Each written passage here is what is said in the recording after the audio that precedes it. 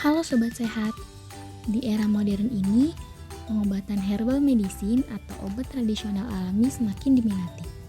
Tapi, tahukah Anda bahwa meskipun berasal dari bahan alami, herbal medicine juga dapat menimbulkan efek samping jika tidak digunakan dengan tepat. Bahkan, beberapa tanaman herbal dapat menyebabkan keracunan atau interaksi yang membahayakan tubuh kita. Pada video kali ini, kita akan mengupas tuntas ketoksikan, kontraindikasi, dan inkompatibilitas herbal medicine berdasarkan prinsip evidence-based medicine atau EBM agar kita bisa menggunakannya dengan aman dan tepat. Yuk simak bersama.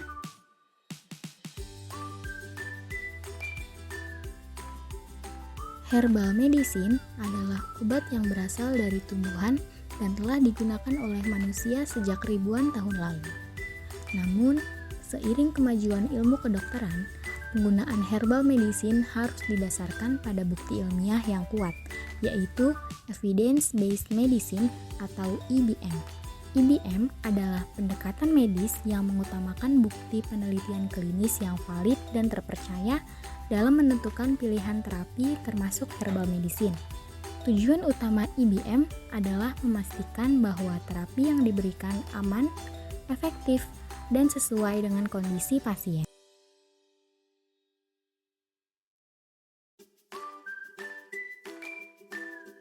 Keamanan herbal medicine merupakan aspek penting yang harus diperhatikan, mengingat banyak pasien menganggap herbal aman tanpa memperhatikan dosis, durasi konsumsi, atau interaksi dengan obat lain.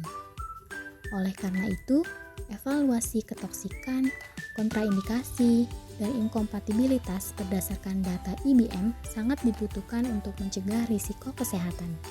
Badan Pengawas Obat dan Makanan atau BPOM Indonesia juga mengatur standar keamanan dan pengawasan herbal medicine sehingga produk herbal yang beredar harus memenuhi persyaratan kualitas dan keamanan.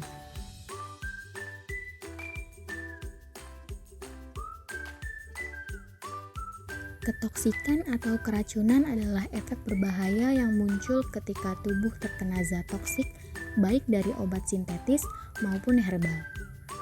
Salah satu organ yang paling rentan terhadap kerusakan akibat zat toksik adalah hati atau liver. Hati berfungsi sebagai pusat metabolisme obat dan racun dalam tubuh. Saat kita mengkonsumsi obat atau herbal, hati akan memproses zat tersebut melalui reaksi metabolisme fase 1 dan fase 2. Metabolit yang terbentuk dapat bersifat toksik jika dosis yang dikonsumsi terlalu tinggi atau jika terjadi akumulasi zat berbahaya. Salah satu contoh ketoksikan herbal yang paling banyak dilaporkan adalah hepatotoksik atau kerusakan hati yang disebabkan oleh zat toksik. Tanaman kava atau Piper metisticum yang populer sebagai penenang dan obat kecemasan telah dilaporkan menyebabkan hepatitis akut dan kerusakan hati jika dikonsumsi dalam dosis tinggi atau jangka panjang. Menurut penelitian, dosis kava yang melebihi 250 mg kavalakton per hari selama lebih dari 3 bulan dapat menyebabkan kerusakan hati yang serius pada beberapa individu. Contoh lain adalah teh hijau atau Camellia sinensis yang umumnya aman jika diminum dalam jumlah wajar, namun ekstrak teh hijau yang terkonsentrasi dan diminum dalam dosis tinggi, misalnya lebih dari 800 mg katekin per hari, telah dihubungkan dengan kasus hepatitis akut. Selain hati, beberapa tanaman herbal juga dapat merusak organ lain seperti ginjal. Ginjal bertugas menyaring darah dan membuang zat beracun melalui urin. Tanaman Aristolochia spp yang digunakan di beberapa tradisi herbal mengandung aristolochic acid, senyawa yang sangat toksik dan bersifat nefrotoksik atau merusak ginjal. Paparan aristolochic acid bahkan dapat menyebabkan gagal ginjal kronis dan kanker saluran kemih. Studi menunjukkan bahwa dosis kecil aristolochic acid yang terakumulasi dalam jangka waktu lama sudah cukup untuk menyebabkan kerusakan ginjal irreversibel. Selain itu, interaksi herbal dengan obat yang memiliki efek nefrotoksik juga berpotensi memperparah kerusakan ginjal. Misalnya, Kombinasi herbal tertentu dengan obat NSAID atau non-steroidal anti-inflammatory drugs harus dihindari untuk mencegah gagal ginjal. Dosis aman konsumsi beberapa tanaman herbal yang sering dihubungkan dengan ketoksikan yaitu: yang pertama ada tanaman kava, memiliki dosis aman harian sebesar kurang lebih 250 mg kafalakton per hari dengan durasi aman maksimal 3 bulan. Catatan penting untuk kava, hindari konsumsi simultan dengan alkohol atau obat hepatotoksik. Yang kedua ada tanaman teh hijau, memiliki dosis aman harian sebesar kurang lebih 240 sampai 320 mg katekin per hari, minum teh biasa dengan jangka panjang aman. Catatan untuk teh hijau, hindari ekstrak dosis tinggi tanpa konsultasi. Yang terakhir ada tanaman Aristolochia, tidak direkomendasikan sekali tanpa durasi aman yang ditentukan. Catatan untuk tanaman Aristolochia, berbahaya dan sudah dilarang di banyak negara.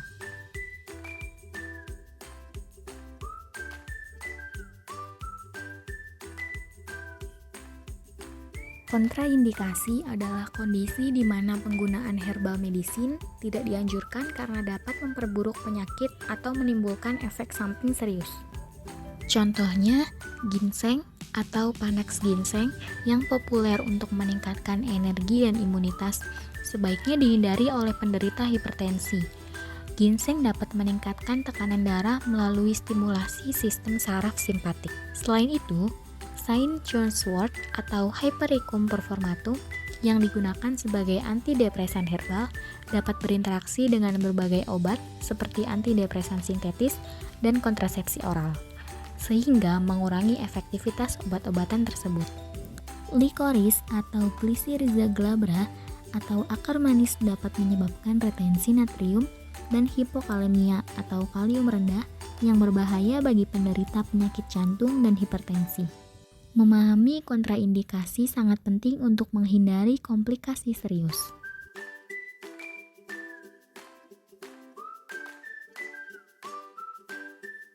Inkompatibilitas adalah kondisi di mana dua zat, baik herbal dan obat sintetis, tidak boleh digunakan bersamaan karena dapat menurunkan efektivitas atau meningkatkan risiko efek samping. Contohnya, bawang putih atau Allium sativum yang sering digunakan sebagai penurun kolesterol dan antibakteri jika dikonsumsi bersama obat pengencer darah seperti warfarin dapat meningkatkan risiko pendarahan.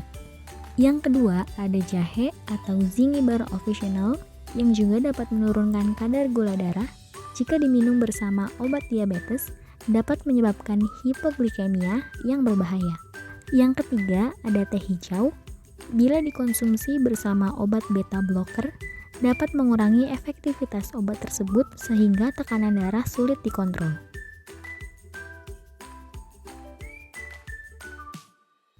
Lalu, bagaimana cara kita menghindari resiko ketoksikan, kontraindikasi, dan inkompatibilitas herbal medicine?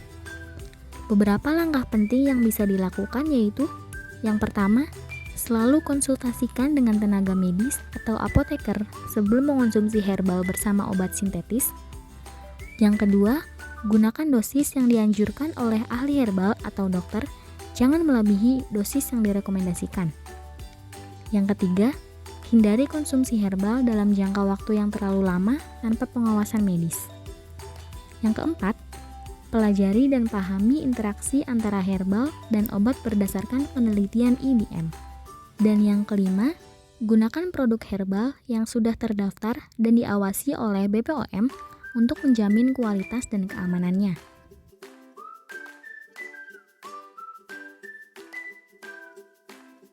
Penggunaan herbal medicine memang menawarkan manfaat alami dan berpotensi meningkatkan kesehatan. Namun, sudah seharusnya kita ingat bahwa herbal bukan berarti selalu aman jika tidak digunakan dengan benar. Dengan memahami ketoksikan, kontraindikasi, dan inkompatibilitas herbal medicine berdasarkan evidence-based medicine, kita dapat menggunakan terapi ini dengan lebih bijak dan aman. Terima kasih sudah menonton. Jangan lupa like, komen, dan subscribe untuk informasi kesehatan lainnya. Sampai jumpa di video selanjutnya, Sobat Sehat.